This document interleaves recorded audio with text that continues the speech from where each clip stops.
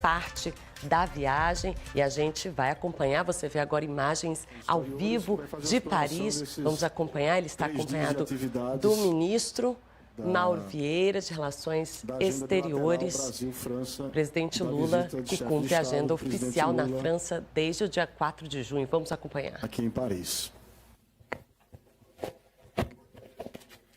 Depois, na sequência, o presidente faz uma abertura da coletiva e aí nós abrimos para as perguntas conforme combinado com os jornalistas, tá bom? Por favor, ministro. Muito obrigado. Bom dia a todos e a todas. Eu farei, como anunciado, uma breve apresentação sobre os diferentes eventos que constituíram a agenda do presidente aqui em Paris. Hoje nós concluímos o segundo dia dessa área do eixo bilateral da visita do presidente Lula à França, que foi uma visita extremamente exitosa e muito produtiva. É a primeira visita de Estado de um presidente brasileiro à França em 13 anos e é um marco muito importante para o estreitamento das relações de amizade e de cooperação entre os dois países. No encontro mantido no dia 5 entre o presidente Lula e o presidente Macron, no primeiro dia da visita, ficou evidente mais uma vez a fluidez e a densidade do diálogo político bilateral. Os dois presidentes reafirmaram posições e valores compartilhados entre os dois países, como a defesa do direito internacional, a necessidade de valorizar e de atualizar as instituições multilaterais, em benefício da paz, do desenvolvimento e da prosperidade das nações. Também passaram em revista a implementação do Plano de Ação de Parceria Estratégica Brasil-França, que foi firmado entre os dois países em 2024, quando o presidente Macron visitou o Brasil.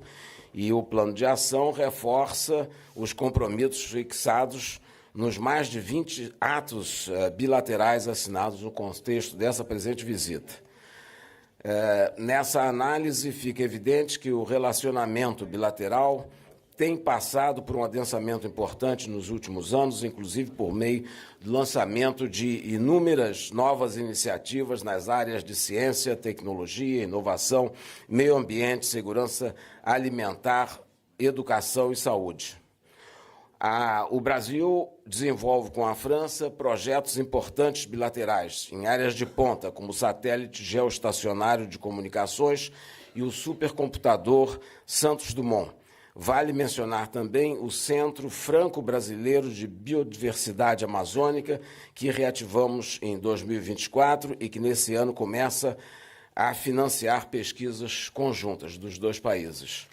Na área de saúde, também destaque foram assinados, no contexto da atual visita, atos bilaterais voltados a fortalecer a cooperação para o desenvolvimento de vacinas e produtos laboratoriais.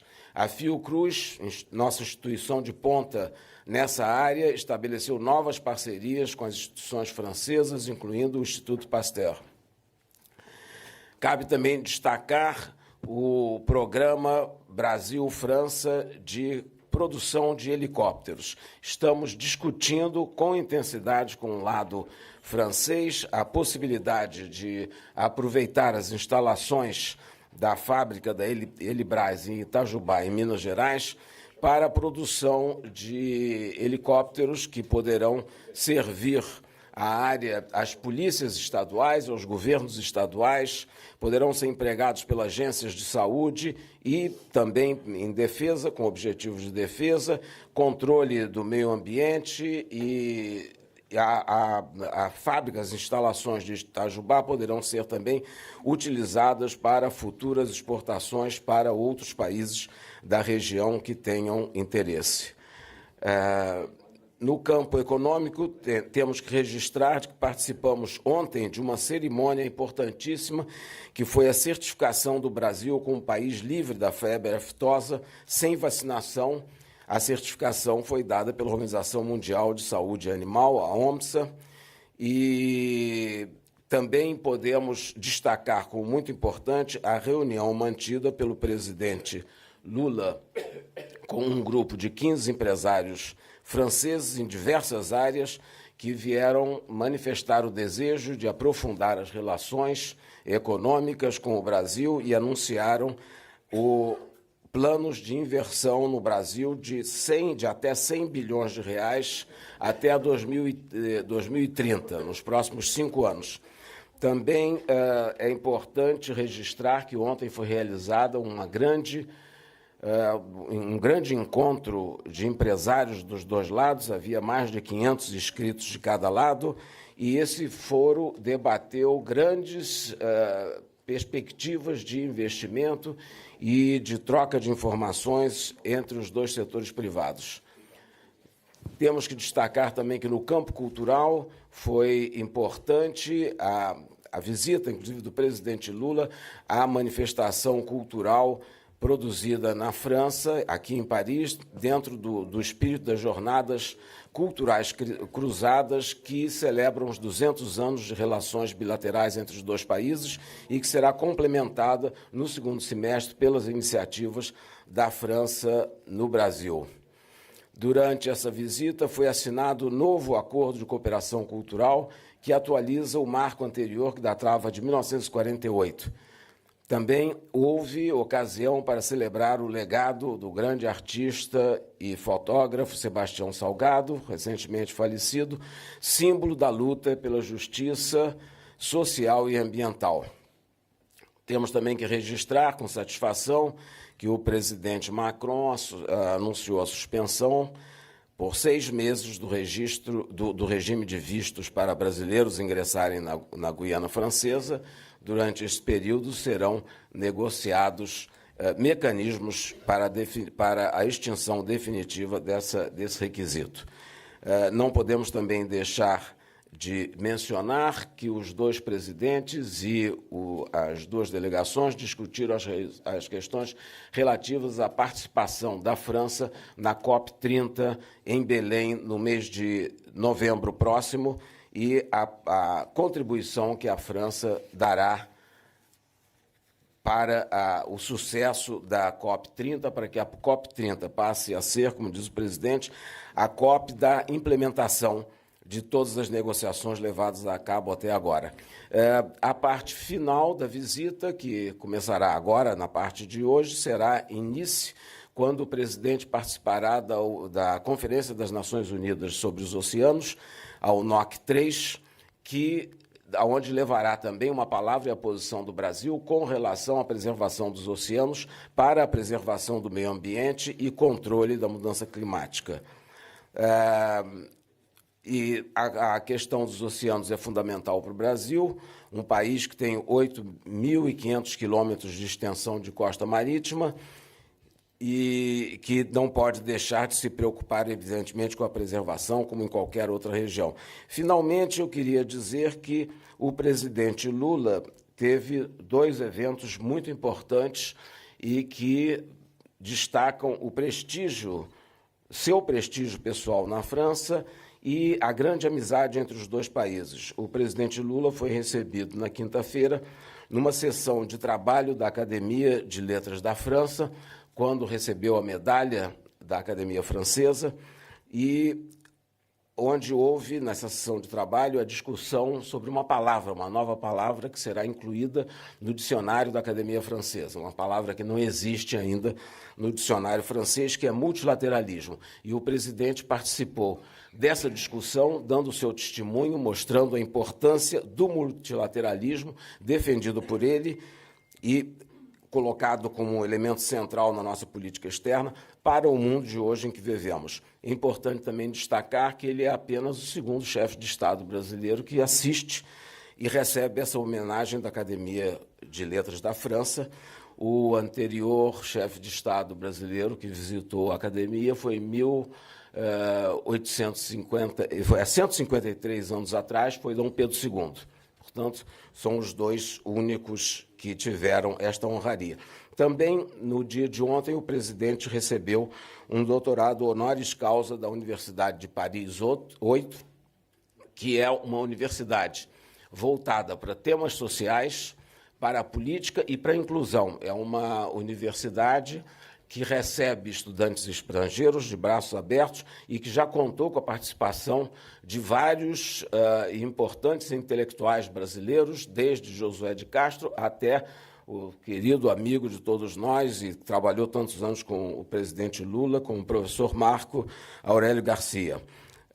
São dois gestos de grande distinção que colocam o presidente em destaque na França pela dedicação e pelo empenho que tem no desenvolvimento das relações bilaterais dos dois países. Portanto, muito obrigado, presidente.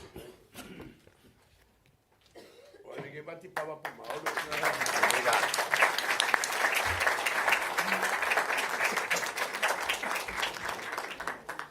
Você sabe que palma e vaia, alguém tem que começar. Tem que ter o primeiro. Tem gente que tem vergonha. Então, eu sou o puxador de palma do Mauro Vieira. Obrigado, Mauro. Bem, primeiro, meu bom dia à imprensa brasileira, à imprensa francesa que está aqui, a outros jornalistas.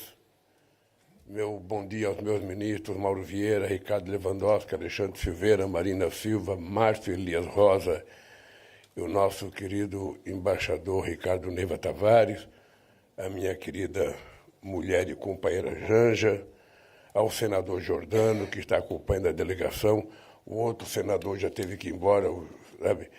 Também o deputado federal Niberg Faria, líder do PT na Câmara, o Pedro Campos, líder do PSB na Câmara, e o companheiro Túlio Gadelha, líder, sabe, também na Câmara.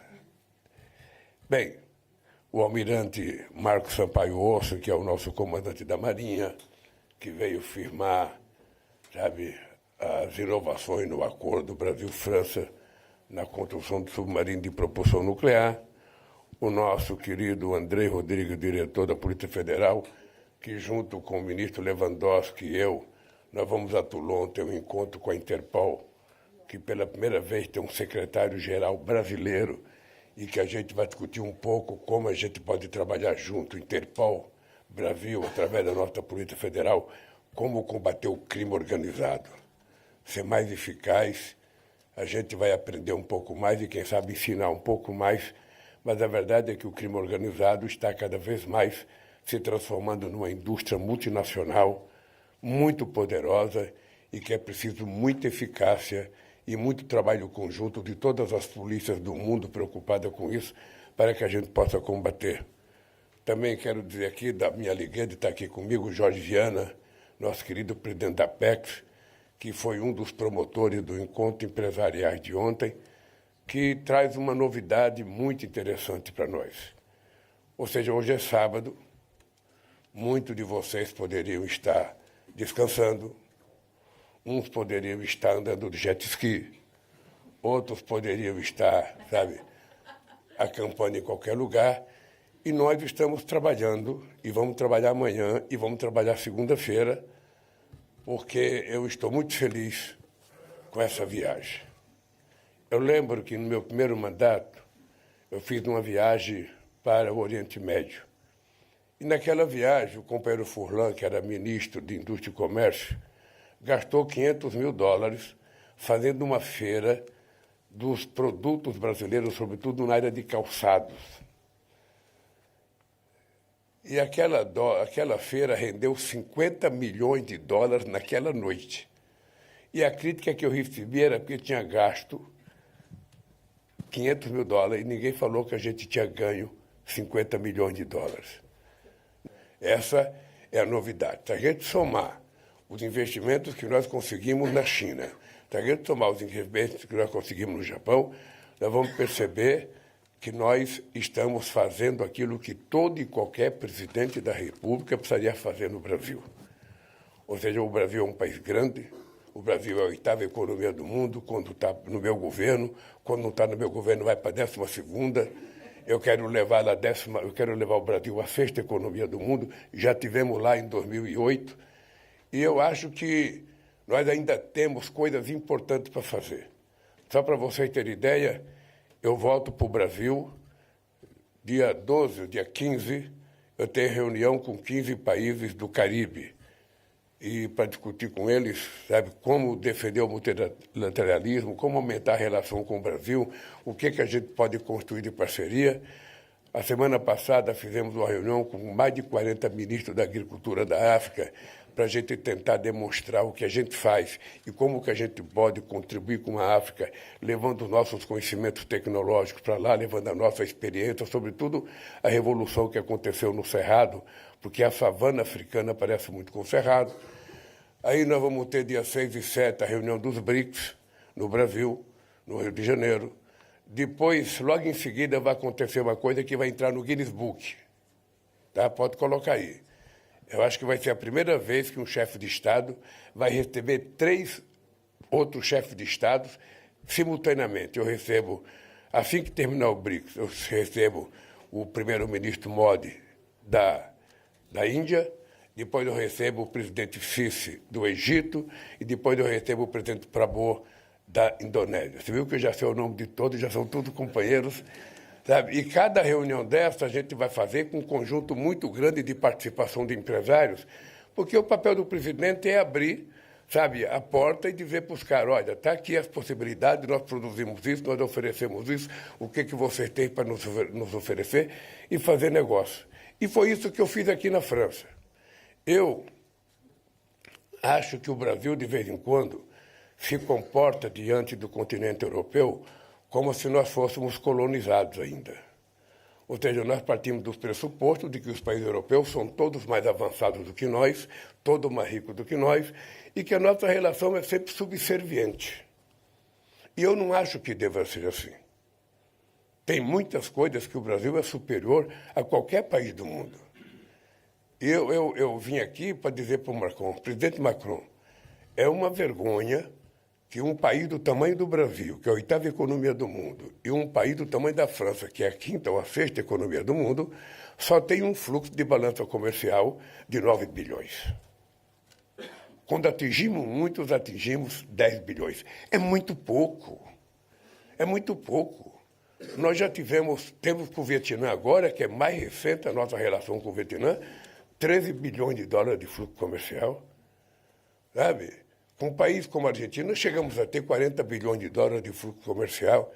Então é preciso que a gente aprenda, sabe, que um dos papéis do presidente da República é fazer com que as coisas aconteçam.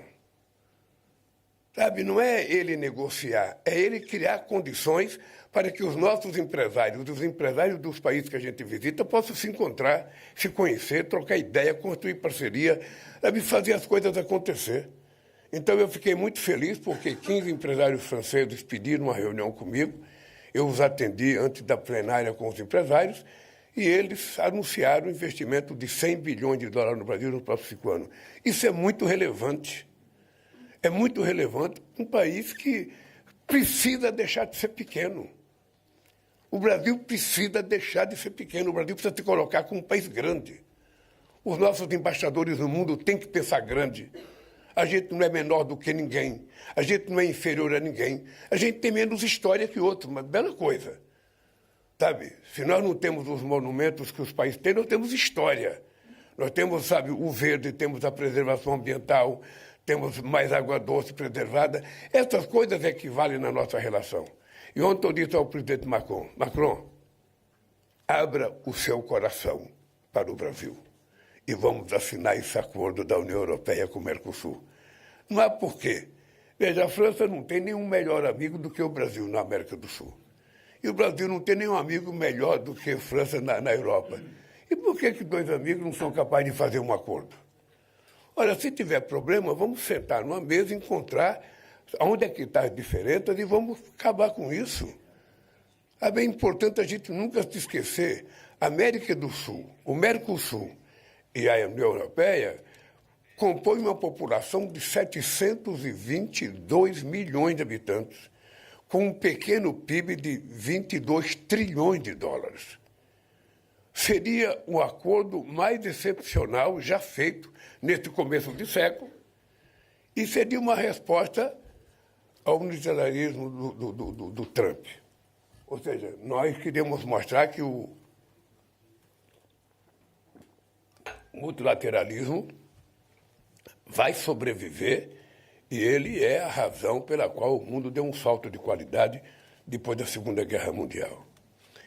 Bem, essa questão do acordo dos helicópteros é uma coisa que eu tenho me pautado desde o governo anterior, quando nós fizemos um acordo e produzimos 50 helicópteros em Itajubá, em Minas Gerais. E o Brasil tem a única fábrica de helicópteros da América Latina. Então, nós estamos interessados em fazer um acordo com a França para que a gente possa produzir helicópteros para atender às necessidades da segurança pública, às necessidades da saúde, às necessidades da defesa e às necessidades do meio ambiente.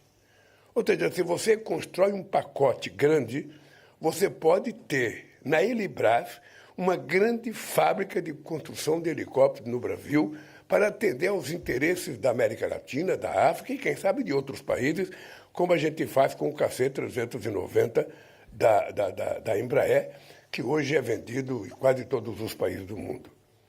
Então, apenas isso. O Brasil tem que se portar como um país grande que sabe o que quer. O Brasil acabou aquele tempo em que o presidente do Brasil viajava ao mundo e implorava, quem é embaixador aqui sabe o que eu estou falando, implorava uma reunião com o diretor do FMI e não era recebido. Não era recebido. Aliás, nem conseguia falar por telefone, falava com a secretária. Acabou, esse momento acabou. Vocês que são jornalistas sabem que hoje o Brasil é levado em conta. Porque eu aprendi uma coisa. O problema não é ter dinheiro, o problema não é ter diploma universitário, o problema é que na relação você tem que se respeitar. Vocês jornalistas sabem, se vocês não se respeitarem, ninguém respeita vocês. Na política é a mesma coisa. Eu gosto muito da França, gosto do presidente Macron, mas eu quero ser tratado de igualdade de condições. Não tem essa de que a França é a França e o Brasil é o Brasil. Não. Nós somos do sul global. Mudou a lógica. Sabe? E o Brasil é um país importante. Nós, brasileiros, precisamos descobrir essa importância do país. Nós não devemos nada a ninguém. Nós somos resultado ainda do atraso de uma elite conservadora que só foi construir a nossa primeira universidade em 1920. 400 anos depois de descoberto o Brasil. Enquanto outros países criaram em 1554, a Argentina já tinha feito a sua primeira reforma universitária em 1918. Então nós somos resultado desse atraso. E que nós precisamos trabalhar para tirar esse atraso e jogar o Brasil para frente, jogar o Brasil para cima, com muito orgulho. Com muito orgulho. Se no futebol a gente não está lá essas coisas, sabe, na política nós estamos melhor. As coisas estão acontecendo. A economia brasileira vai continuar crescendo, a massa salarial vai continuar crescendo, o PIB vai continuar crescendo, a distribuição de riqueza vai continuar crescendo. As coisas vão acontecer porque nós temos a obrigação de fazer as coisas acontecer. E aí está incluída a política internacional. Aí está incluindo a nossa responsabilidade. Eu, além desses encontros que eu vou ter, eu ainda quero este ano ir na ASEAN. Nunca o presidente do Brasil foi participar do encontro da ASEAN, pois agora eu quero ir. Uns 10 países da ASEAN para dizer o que o Brasil tem para vender. O que o Brasil quer negociar. E mostrar a cara do jeito que ela é. O nosso jeito miscigenado entre indígena, europeu e africano tem que ser mostrado em toda parte do mundo com a nossa alegria, com o nosso conhecimento. Então eu volto na terça-feira para o Brasil, sabe? Vou participar vou participar ainda de um debate da economia azul em Principado de Mônaco. Pensa que é só o Galvão Bueno que vai para Mônaco? Eu vou para Mônaco, sabe? E vou fazer um debate com os empresários sobre economia azul, sabe? Eu não conhecia moeda azul, mas de qualquer forma, sabe? E vou discutir essa questão do oceano, que é outra coisa que muitas vezes não está no nosso dia a dia, mas que é uma coisa muito séria. O oceano é uma coisa extremamente importante como bioma para o planeta Terra, e muitas vezes a gente pensa que ela é muito grande e que não estraga. E vamos jogando plástico, e vamos jogando esgoto, e vamos jogando plástico, e vamos jogando esgoto, e vamos jogando plástico, vamos jogando esgoto, vamos jogando plástico, vamos jogando esgoto. Um dia, o mar se revolta e a gente vai pagar o preço. e a gente começa a pagar na conta do turismo. É isso que a gente vai acontecer. Então, nós estamos tentando fazer o Brasil se transformar num país extremamente importante. Nós temos muita responsabilidade com a COP. Nós resolvemos fazer a COP na Amazônia, sabe? Porque eu quero que o mundo veja a cara da Amazônia. Eu quero que o mundo veja o que é a Amazônia. Porque todo mundo pensa que é só um monte de árvore. Não. São 30 milhões de seres humanos que habitam a Amazônia. E dentre esses 30 milhões tem gente que passa fome. Tem seringueiro, tem extrativista, tem indígena, tem pescador, tem pequeno produtor rural. Que as pessoas têm que saber que o mundo rico, que tem uma dívida, tem um contencioso de dívida com o meio ambiente, porque se industrializaram há mais de 200 anos atrás e que se industrializaram à custa da carbonização do planeta, tem que pagar um pouco agora para descarbonizar. Ou seja, pagar atrasado, pagar 100 anos atrasado. E ele sabe que a conta hoje, para a gente poder manter o aquecimento do planeta em 1,5 graus, se a gente quiser manter, vai custar uma bagatela de 1 trilhão e 300 bilhões de dólares. Ou seja, se tivesse feito as coisas na hora certa, não teria tanto dinheiro junto. Mas não pagou uma prestação, juntou 2, juntou 3, juntou 4, juntou um monte de anos, agora a dívida é essa. E lá na Copa a gente vai saber se as pessoas querem tratar a sério essa questão do clima. Se as pessoas querem respeitar o que diz o cientista e o que diz a própria natureza com as reações que ela está tendo em várias partes do mundo ou não. Então nós vamos fazer uma COP muito séria, sabe? Nada de muita festa, mas sim muito debate, muita discussão. Então eu acho que os grandes governantes do mundo, Xi Jinping, ele tem que participar dessas coisas para a gente poder encontrar uma decisão. E aí entra a nossa briga pela mudança da governança mundial. Se a gente não tiver uma governança mundial mais representativa, com poder de decisão e com poder, inclusive, de fiscalizar o cumprimento das nossas decisões, nada vai acontecer. Nada vai acontecer. Então, eu acho que nós estamos tentando criar as condições de mudar de paradigma da discussão da questão climática. Dar um pouco mais de seriedade, um pouco mais de compromisso. Nós assumimos as nossas NDCs de 59% a 67% até 2035, sabe, para todos os setores da economia do Brasil. Não é uma tarefa fácil, mas nós nos propusemos, sem ninguém pedir, que a gente ia tratar com muita seriedade isso. O que nós queremos saber é se os outros vão ter o mesmo comportamento do Brasil. Então, dito isso, eu me coloco à disposição de vocês para as perguntas que vocês quiserem. Bom, pessoal.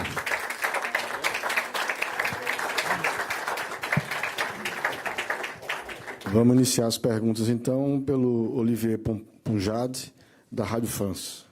Bonjour, Monsieur le Président. Peraí. Não, vou falar em português se você preferir. Pode falar em francês mesmo, que eu acho bonito. Ah, mas você prefere? Ok. Eu achava que meu português era mais bonito como o sotaque francês, mas... Bom, vou falar em francês. Fale francês. Ok, melhor. Fale bonjour outra vez. Ok. Ma question concerne le conflit en Ukraine. En fait, je sais que vous avez abordé les deux principales crises internationales que sont la crise à Gaza et celle en Ukraine avec le président Macron, que vous êtes tous les deux avec un objectif commun, celui d'arriver a chegar a acordo de paz nessas duas questões, mas vocês não têm os mesmos métodos para isso. Eu queria saber se vocês encontraram uma saída com Macron sobre esses dois assuntos. Vocês falaram de alguma solução para colocar as duas partes para concordar e reunir numa mesa de negociações sobre a crise e falar com Putin. Eu queria saber se o Putin será convidado para os BRICS no Brasil ou não.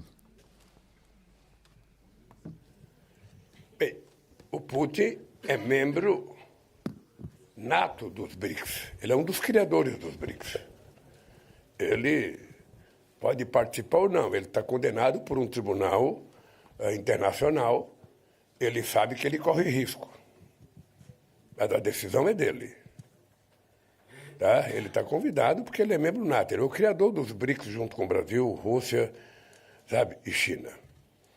Olha, essa questão da guerra da Ucrânia e da Rússia, ou da Rússia e da Ucrânia, eu tenho a percepção e consciência de que é normal que um país europeu e um governante europeu a sinta diferente do que eu, que estou muito mais longe, tem um oceano que separa os dois continentes. Então eu compreendo o calor, a veemência de um dirigente europeu, sabe? Agora eu quero que eles compreendam também o meu comportamento. Eu comecei com essa guerra fazendo uma crítica contundente à Rússia pela ocupação, sabe, ao território da Ucrânia. Eu comecei fazendo essa crítica. E até hoje eu continuo fazendo a crítica. E o Brasil faz parte de um grupo de países que, junto com a China, fizeram um documento propondo a constituição de um grupo de 13 países em via de desenvolvimento que não estão relacionados ao conflito, sabe, para que se tente encontrar uma proposta de acordo entre a Rússia e a Ucrânia, sabe, para ver se a gente põe fim à guerra. Eu acredito nisso. Quem não acredita ainda são os dois países, tanto a Rússia quanto a Ucrânia. Agora, você, companheiro que me fez a pergunta, pelo que eu percebi da sua pergunta, você é um cidadão que entende de geopolítica internacional. Eu, sinceramente, acho que no subconsciente, ou melhor, no inconsciente de todos os líderes políticos do mundo, todo mundo sabe o que vai acontecer. Todo mundo sabe que as condições do acordo já estão colocadas. O que está faltando é coragem das pessoas dizer o que querem. É muito difícil, quando você começa uma coisa, você parar. É muito difícil. Começar é mais fácil.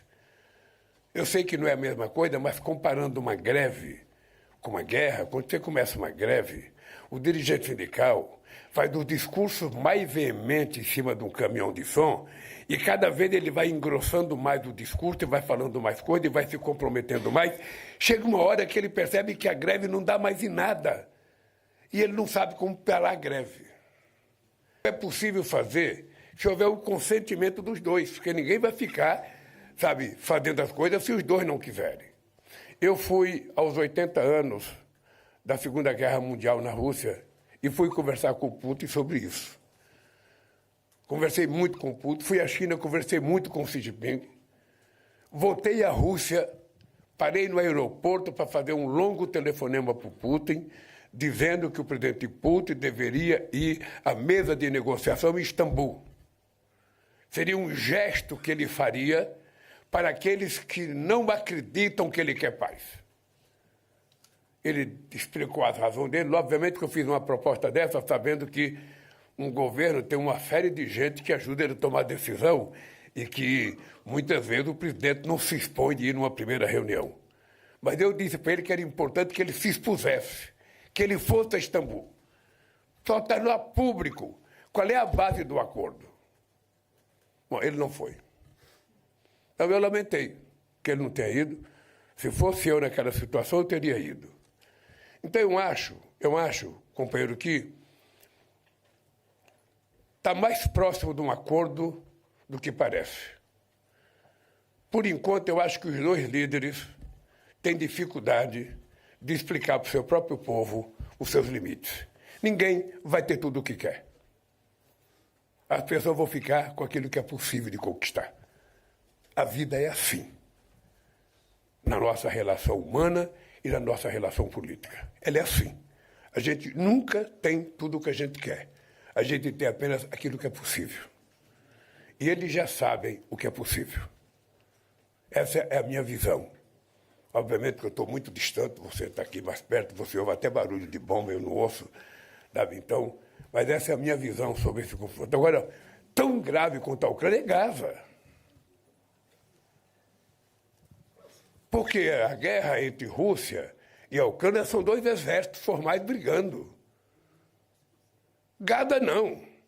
Gaza é um exército altamente profissionalizado matando mulher e criança.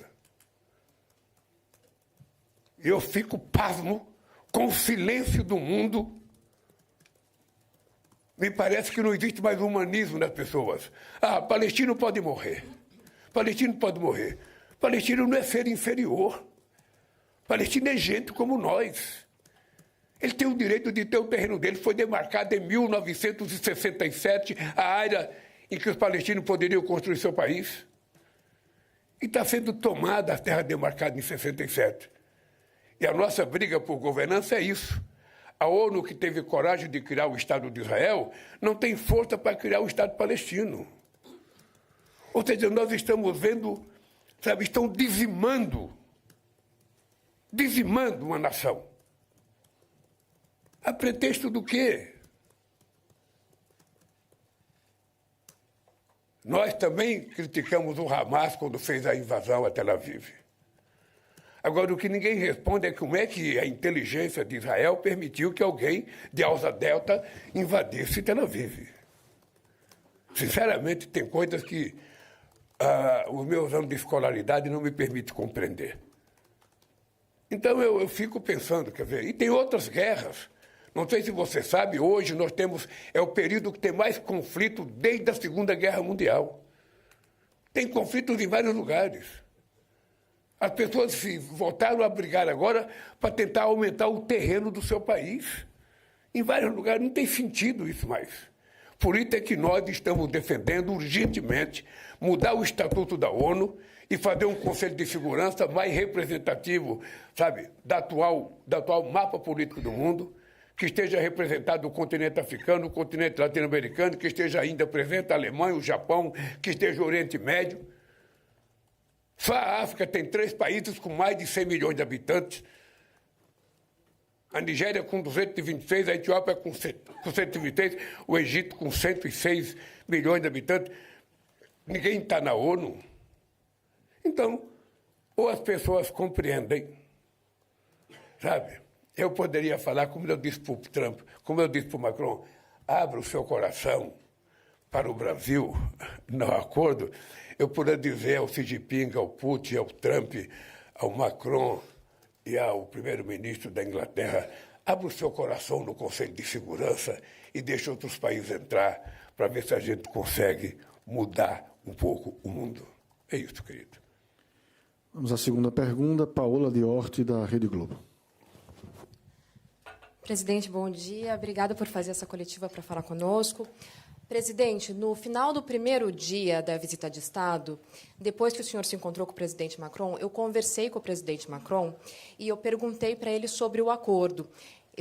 Ele me disse que ele apresentou ao senhor uma modificação que, se o Mercosul aceitasse essa modificação, ele iria assinar o acordo até o final do ano. Eu queria perguntar para o senhor o que o senhor achou dessa proposta de modificação, o que é exatamente essa modificação e se o senhor estaria disposto a aprovar dentro do Mercosul para que o acordo fosse assinado até o final do ano. Obrigada. Olha, na verdade, o presidente Macron não me apresentou uma proposta, ele apresentou uma tese, sabe, sobre a questão do acordo. Há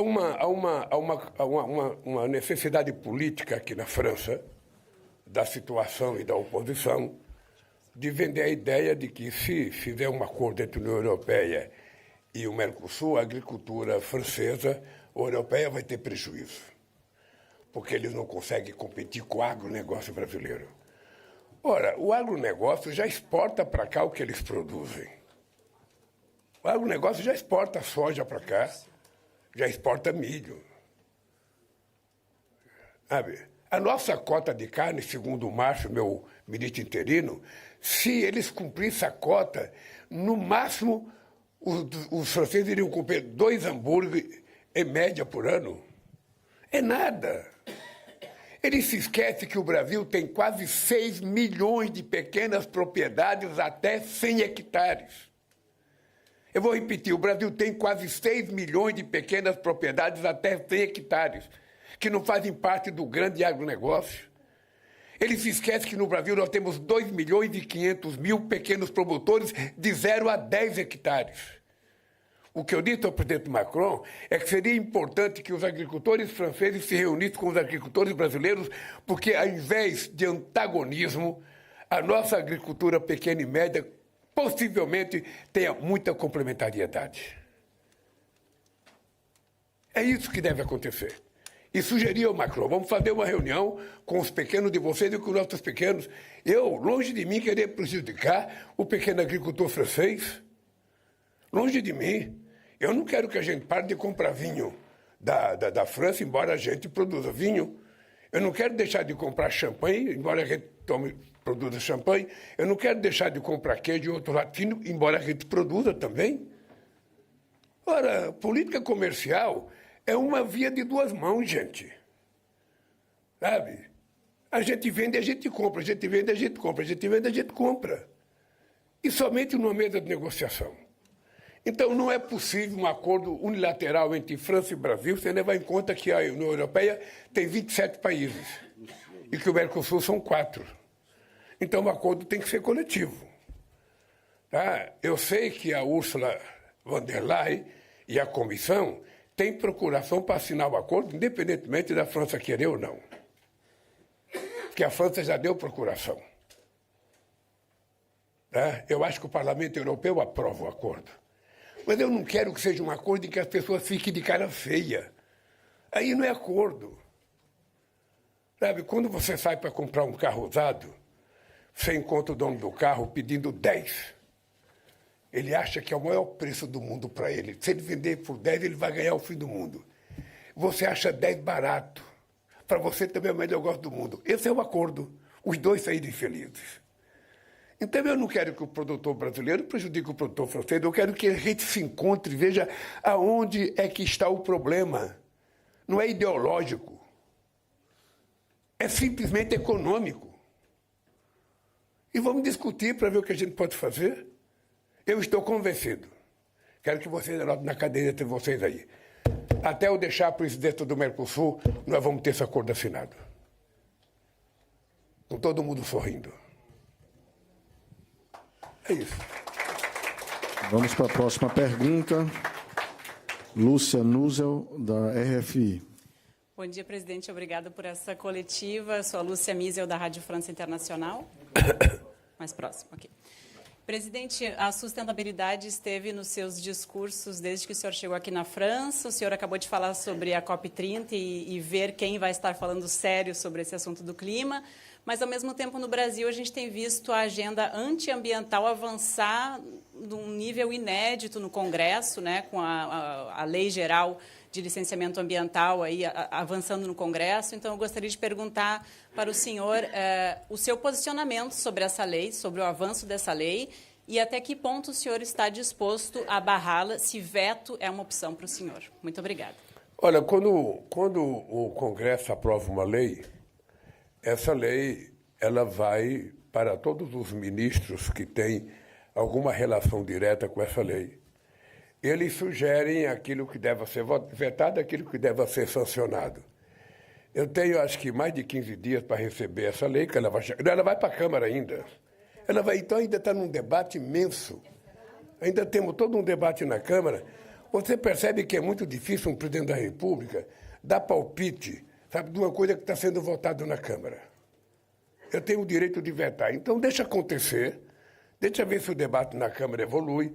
Acho que os ministros do meu governo que têm afim com essa lei têm que ir para dentro da Câmara debater, têm que ir para dentro da Câmara convencer, porque se a gente estiver lá brigando, a gente tem chance de fazer com que seja aprovado, sabe, uma coisa melhor do que uma coisa pior. É isso que vai acontecer. Sabe, o que nós temos certeza é que nós estamos fazendo um trabalho que jamais foi feito no país, com muita dificuldade. Com muita dificuldade, porque a questão climática é verdadeira, ela não é mentirosa. Os cientistas não estão inventando. Nós estamos tendo um calor excessivo, inclusive na Amazônia, que a gente antigamente dizia que a floresta não pegava fogo porque era última, ela era úmida. Mas na medida que você tem secas consequentes, a floresta ficou seca. E quando ela fica seca, ela pega fogo. Nós temos esse problema. Nós estamos medindo o crescimento do desmatamento agora por conta da queimada em função do fogo do ano passado. Sabe? E nós sabemos, é por isso que nós estamos colocando quase R$1 bilhão para o IBAMA, para que a gente possa aprimorar. Estamos aprimorando o nosso contato com os governadores do Estado e com os nossos prefeitos, porque se eles não tiverem junto conosco nesse combate, a gente não vai conseguir vencer essa parada. Então nós precisamos da ajuda de Deus, que tem que chover um pouco mais. Sabe? Nós precisamos, sabe, da ajuda dos prefeitos que estão lá no território. É o prefeito primeiro que sente o cheiro da fumaça. É o prefeito que sabe na terra de quem está pegando fogo, se foi um fogo acidental ou foi um fogo provocado. Então, tudo isso, eu tenho a melhor ministra que eu poderia ter, que é a Marina, que cuida disso. Sabe? Não tem nem tempo para comer de tão magrinha que ela está. Mas é isso. Nós vamos, a COP 15 vai ser realizada. E uma coisa muito interessante é que o Brasil, nós não queremos esconder nada, absolutamente nada. Nós não somos daquele que, quando um visitante vai visitar o Brasil, a gente tira os pobres da rua, para esconder que não tem pobre. Ou faz como alguns países que eu visito, que coloca uma cerca para a gente não ver os pobres. Não. Aqui as pessoas vão ver o que o Brasil é, do jeito que é e como é. Então, a COP será um novo paradigma para a questão ambiental. E vamos esperar que o Congresso faça o melhor possível. Como diz o jogador de futebol, espero que o Congresso dê o seu melhor para a política ambiental do Brasil. É isso. Vamos à próxima pergunta, Américo Martins, da CNN. Bom dia, presidente. Bom dia. Muito obrigado pela oportunidade, Américo, da CNN. Eu, às vezes, acho que você tem uma parceria com o Laércio. Porque esse cara é sorteado toda vez que eu venho. Eu vou contratar ele para jogar na loteria por mim. Podemos jogar junto, mas o senhor se lembra muito de mim, porque eu cubro o senhor desde a campanha de 1994. Tem gente aqui que nem estava nascido nessa época, então, por isso. Mas muito obrigado, presidente, pela oportunidade. O senhor acabou de dizer que as pessoas já sabem o que vai acontecer na resolução do conflito entre Ucrânia e Rússia. O que o senhor acha que vai acontecer, em especial com relação à questão territorial? Obrigado. Eu sabia que você ia fazer essa pergunta, cara. Deixa eu lhe falar uma coisa. Eu tenho a convicção que todos os presidentes europeus, sobretudo os europeus, os Estados Unidos, o Putin e o Zelensky sabem o que está para acontecer. Eu não posso dizer, porque eu sou da América do Sul, do Sul Global, não vou dar um palpite, sabe, uma coisa tão séria, mas eu também imagino o que vai acontecer. É só fazer cálculo. É só fazer cálculo. A gente vai perceber que a guerra está chegando a um fim, tem um limite. Sabe? Eu disse no início da conversa que eu queria que o Putin fosse na mesa de negociação. O Putin, para mim, disse o seguinte: olha, eu vou aceitar o cessar-fogo por 30 dias, mesmo sabendo que o Zelensky quer se armar. Eu vou aceitar. Se ele topar, começar a discutir o acordo com base na discussão que nós fizemos em março de 2022. Existia uma conversa na mesa. E que, segundo ele, quem atrapalhou foi o Boris Johnson, primeiro-ministro do Reino Unido. Eu não sei se é verdade ou não, ele me disse isso. Tá?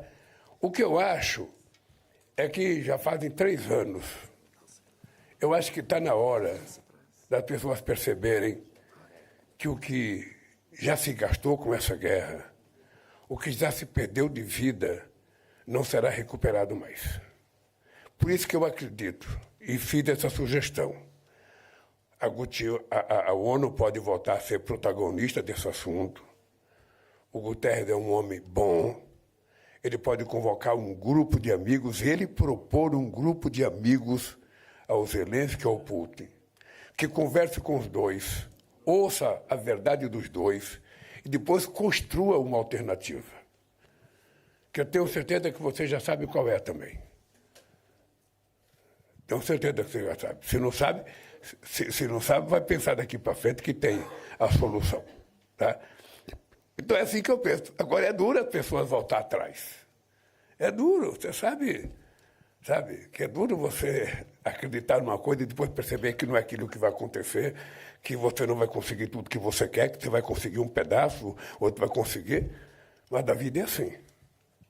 Então, eu estou torcendo por isso e eu sempre digo o seguinte, o Brasil estará à disposição do Zelensky, estará à disposição do Putin, estará à disposição de quem quer que seja para fazer parte de um grupo de pessoas que querem promover o acordo. É isso que a gente está disposto a fazer. Vamos à próxima, Tony Serdar, da France Presse. Bonjour, le président. Tony Serdar, agence France Presse. Ah, oui. Peraí. Ça va. Bonjour, président. Bom dia, presidente. A minha pergunta é um pouco sobre o que foi dito pela minha colega. O presidente francês estava disposto a assinar o acordo antes do final do ano? E se a mudança que ele solicitou poderia ser incluída, em especial, cláusulas de salvaguarda e cláusulas espelho. Você está disposto, o senhor está disposto a alterar esse acordo para facilitar a assinatura dele? Muito obrigado. Olha, deixa eu te dizer uma coisa. O acordo, ele não é entre Brasil e França. É um acordo entre União Europeia e Mercosul, que envolve uma somatória de 31 países. Então, o companheiro Macron, se tem algum problema que ele acha que fere os pequenos produtores franceses, eu acho que o negociador do Macron na União Europeia deve fazer a proposta, porque ele se queixa do acordo firmado. O acordo firmado pelo governo passado, nem nós aceitávamos. É importante lembrar que o Macron se queixa de um acordo que foi feito pelo governo brasileiro anterior com a União Europeia. E quando nós tomamos posse, a gente não aceitou aquele acordo. E por isso nós fizemos mudança. E foi estranho, porque o Macron falou comigo do acordo feito no governo passado. Sabe? Nós vamos continuar conversando com a França. Porque a França é um bom parceiro político, é um bom parceiro econômico, é um bom parceiro cultural, é um bom parceiro linguístico, é um bom parceiro histórico. Eu agora, cara, sou cidadão parisiense e sou da Academia Francesa de Letras, cara, com a palavra. Quantos de vocês contribuíram com a palavra? Nenhum, eu contribuí com a palavra lá. O ismo, eu coloquei só o ismo lá. Já valeu. Então, eu acho que nós não temos limite de discutir. Nós vamos discutir. Eu estou convencido que vai ter acordo. Eu vou encontrar com o Macron na COP. E eu penso que até lá, quando ele estiver embaixo de uma árvore de 30 metros de altura, que ele perceber a beleza daquela floresta e falar, porra, eu vou fazer acordo com o Brasil. O Brasil precisa estar feliz para poder preservar tudo isso aqui. Eu vou fazer um acordo. E nós não queremos prejudicar o produtor francês. Nós não queremos prejudicar.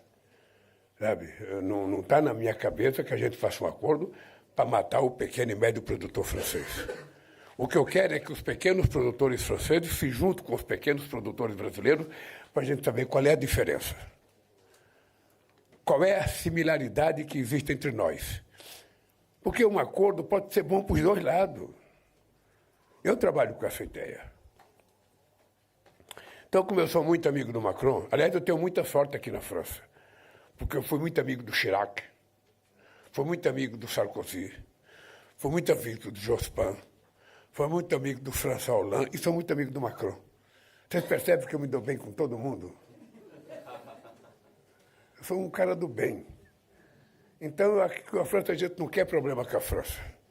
Sobretudo agora no ano cultural, com esse ano de políticas culturais cruzadas, aqui vai ser muito bom. Então é isso, companheiro. Tem só a última pergunta, presidente, e a gente encerra. O André Fontinelli, da Folha de São Paulo. Bom dia, presidente. Bom dia. No Brasil já começaram as articulações para as eleições do ano que vem. Existe, segundo o noticiário, um projeto da oposição para conquistar o Senado. Nessa conjuntura, o que o senhor acha que é o papel mais importante do ministro Fernando Haddad? No Ministério da Fazenda, ou como governador de São Paulo, ou senador por São Paulo? Obrigado. Você acha que eu seria louco de responder isso agora, aqui em Paris? Veja, eu fui oposição há muito tempo. Então, a oposição, ela nunca deixa de fazer campanha. Eu, quando perdi uma eleição, e perdi muitas, eu viajava o Brasil inteiro a partir de janeiro do ano seguinte para fazer a próxima campanha. A oposição está fazendo isso, é um direito dela. É um direito dela. Agora, a construção de candidaturas é muito cedo, pelo menos do meu lado. Eu tenho um compromisso com o povo brasileiro. Eu prometi ao povo brasileiro recuperar esse país. Eu prometi. Sabe? E quando terminar meu mandato, eu quero ter cumprido todas as coisas que eu prometi ao povo brasileiro. Mas quando chegar o ano que vem, eu vou começar a discutir candidaturas. Eu não sei quem é melhor em que lugar. Nós temos que fazer o mapeamento do Brasil, ver a realidade. Eles querem eleger senadores, eu também quero. Eles querem eleger governadores, eu também quero. Eles querem eleger deputados federais, eu também quero. É um direito de todo mundo querer eleger. O que eu posso te dizer uma coisa é o seguinte. É a única coisa que eu posso te dizer daqui de Brasília. A extrema-direita não ganhará as eleições no Brasil. Não vai ser inteligência artificial, a fake news que vai fazer alguém ganhar aquela eleição. Tá? Estou te dizendo, olhando bem nos seus olhos. A extrema-direita não votará a governar esse país, sobretudo com um discurso negacionista, mentiroso, muitas vezes até canalha, sem respeitar pessoas, sem respeitar movimentos sociais, sem respeitar mulheres, sem respeitar negros, sem respeitar indígenas, não vai ganhar as eleições. Tá? Então é isso que eu posso dizer. E quando chegar no momento certo, a gente vai escolher os nossos candidatos. Obrigado a todos, agradeço os ministros, a presença também de todos os jornalistas. Até a próxima. Calma, gente, espera aí. O governo vai apresentar uma contraproposta para o Gumota e para o Alcolumbre para que eles não votem a derrubada do IOF? Votar o quê? IOF. Não, deixa eu lhe falar, companheiro. A reunião foi feita na minha casa. A reunião foi feita sexta-feira à tarde na minha casa, uma belíssima reunião com o Hugo Mota, com o Alcolumbre, com o Haddad, com o Rui Costa, com o Galípolo. Muito flexível hoje. Pode perguntar. Eu queria...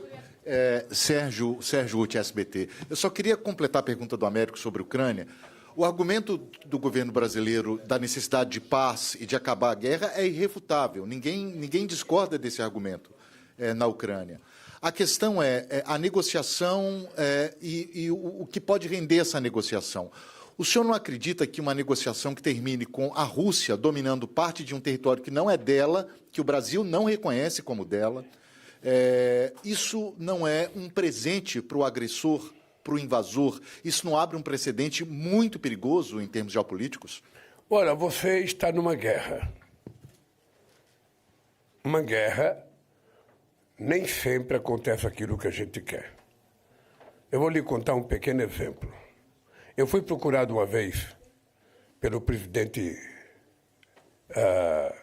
do Chile, esse que morreu agora, do helicóptero, o Pinheira, que me propôs conversar com Evo Morales, que ele tinha interesse de dar, sabe, uma autorização para que o Evo voltasse a utilizar um pedaço do mar da Bolívia.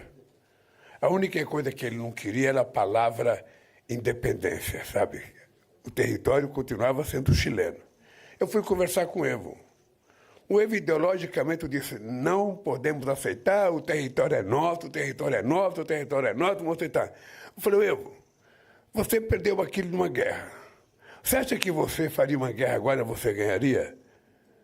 Então é o seguinte, cara, se pode fazer um acordo para você explorar 100 anos, você pode renovar por mais 100 anos, depois por mais 100 anos. Você pode ficar 500 anos lá. A pergunta é o seguinte, o Putin vai sair da Crimeia? Vai sair? É a pergunta que eu te faço.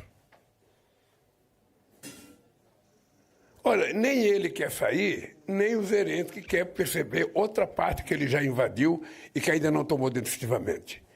Eu acho que o que está no acordo é o seguinte: como os dois têm dificuldade, era preciso que um colegiado, liderado pela ONU, fizesse a proposta de bom senso para os dois. É só isso que eu acho. O que vai ficar para cada um, eles sabem. Eu tenho certeza que o Zelensky sabe. Eu tenho certeza que o Putin sabe. Eu não sei. Aí, minha cara, aí não sou eu. Aí tem que sentar com os dois. O que eu estou propondo é que se crie uma comissão de países que não estão envolvidos na guerra para conversar com o Zelensky e com o Putin, porque toda vez que eu aprendi na minha vida, eu sei que não é a mesma coisa, mas toda vez que você manda uma pessoa fazer uma negociação e a negociação fica emperrada porque os dois lados não combinam, você tem que trocar o negociador. Porque os negociadores, eles têm que chegar numa mesa antes, quando eu mando um ministro meu negociar qualquer coisa, eu falo, você vá para aquela reunião com disposição de aceitar ou não aceitar. Então agora você tem que mandar gente com a disposição de fazer um acordo. Não é nem 100% a posição do Zelensky, nem 100% a posição do Putin. É 100% aquilo que for possível. É simples. Tá? Gente, olha, obrigado.